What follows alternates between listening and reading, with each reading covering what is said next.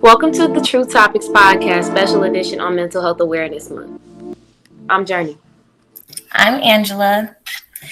Today we'll be talking about education on mental health and the lack of education that we all have on it. Mental health is very real. And a lot of people don't really understand that because a lot of people aren't informed. And like my mom always told me, in order to be alive, you have to be aware. And a lot of people just aren't aware, especially in schools. We have a lot going on as teens. We are always in the house, especially because of this pandemic. And the only thing we know right now is our house or wherever, anybody is that they do school in, or the little areas that everybody have. That's all we know. And I feel like it needs to be taken a little bit more serious.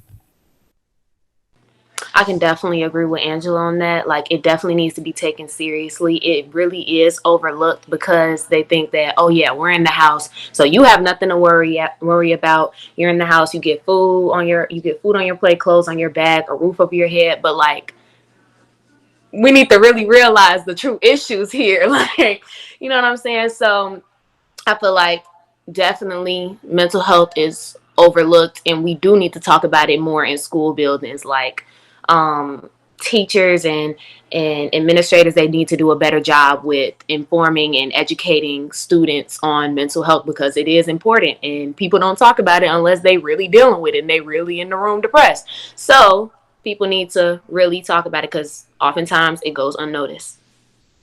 I'm so glad you just brought that up because, first of all, a lot of people know, like, no one pays attention to stuff until something happens. And that is what everybody needs to get out of the habit of, is just, oh, we're going to act accordingly to whatever happens. That's not okay.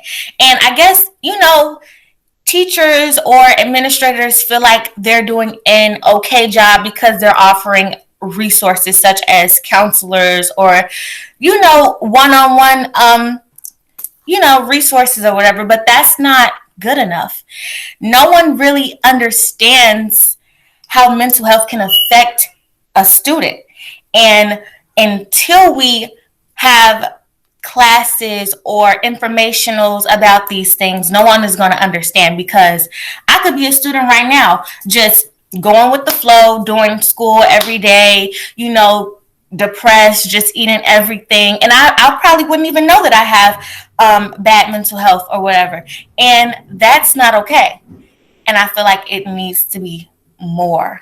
We need to do better, because we don't want something to happen to one of us because we don't know how to act accordingly based on us having mental health problems.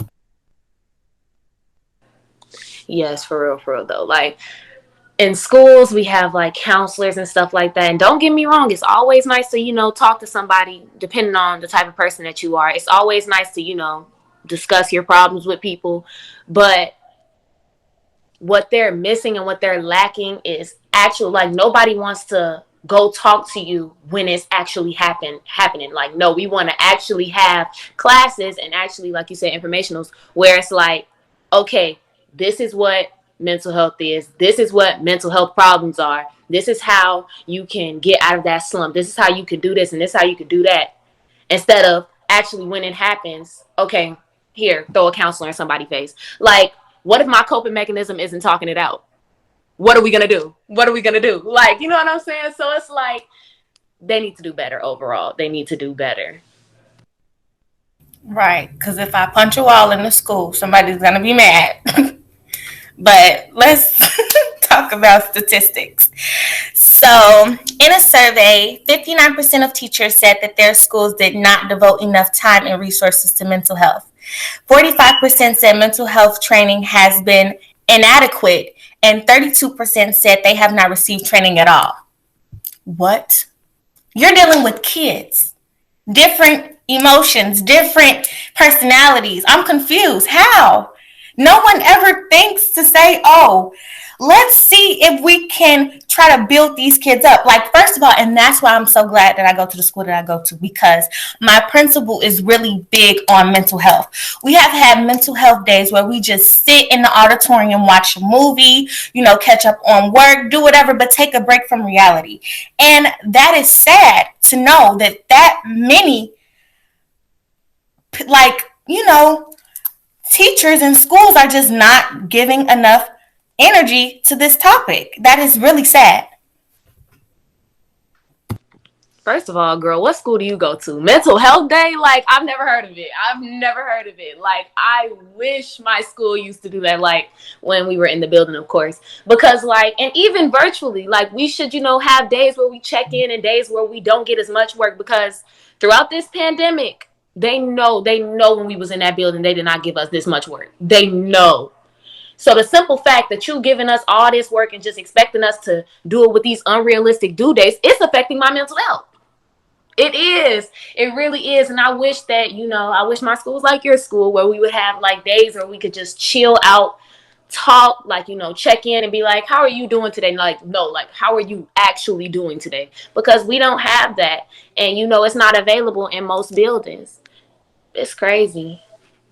Yes. And that's why we're doing this podcast, so we can educate people. But yeah, like, I go to dance class. Well, before the pandemic hit, I went to dance class. I was on a competition team. I was in school. I was president of student council. And still, even then, I felt like it was too much on my plate. And even now, people think, okay, we take away something that's going to help. No, it's the same thing. We just different circumstances. And that's what I want people to understand, especially parents, because parents don't understand that, okay, yeah, we don't have to pay bills. We don't have to do this. Then that means that we don't have we don't have feelings, or we don't have a say so on how we feel either. And they just disregard it. And I feel like that's not okay either. But neither here nor there. I just feel like we have resources, of course, like mental health. We have different organizations about it, but it's not as many as we need to have. And that's the problem. Exactly. And I could definitely agree on what you said about parents. Like, oh my God, they'll literally be like, oh yeah, you don't pay bills. You don't pay bills. Like, I'm sorry, sis, when do, like, I'm not saying paying bills is not stressful, because like nobody's invalidating what you go through. But why are you invalidating what I go through just because I'm a teenager? You know what I'm saying? Like, just because I'm younger than you doesn't mean that I don't go through things too. And that's what they like often look past. So like they be like, oh my God, and then they get to saying, oh my God, why are you in your room all day? Why are you sad all day? What do you mean why I'm sad all day? Like, it's not like you come to me and you're like, let's talk about it. Like, how is your mental health? Like, what's going on? I've noticed some change in your behavior, because the second some parents see a change, and I'm not saying all parents, but the second somebody see a change in your behavior, they automatically assume, oh yeah, like, you acting funny, you acting different, why are you acting like this, and just calling you lazy, calling you this and calling you that. Like, no, it's not me being lazy, it's me being in a bad mental state right now and me actually needing you. You know what I'm saying? So I understand, and I definitely feel you on that one. Like I said, it's okay to have days where you don't want to do anything. It's okay to feel like you have too much on your plate. It's okay. It's okay. Everybody has a different, they deal with different things. Now I wanted to talk about some organizations, and I want to say thank you to the ones that actually show mental health as a serious topic. We have Brain, I think it's called Brain Behavior Research Foundation. One is called National Alliance on Mental Health, and then another one is Strong Minds. I think those three organizations are really good. I did my research, and it seems like, they kind of cater to people's needs, but that's not enough. We need more. We also have the mental health hotline, which is 1-800-273-TALK. It's not like we don't have any resources. We just need more. And that's why education on mental health is very important.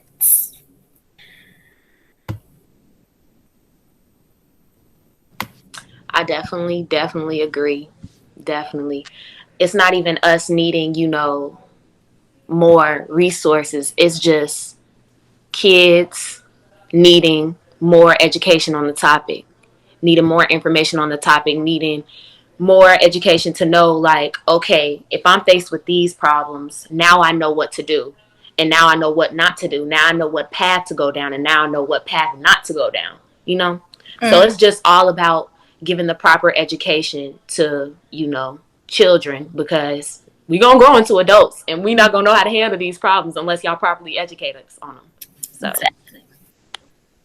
Well, that closes our podcast. Thanks for listening to True Topics. Follow us on social media at true.shy and our website truestar.life. I'm Angela. I'm Journey. Bye, guys. Bye.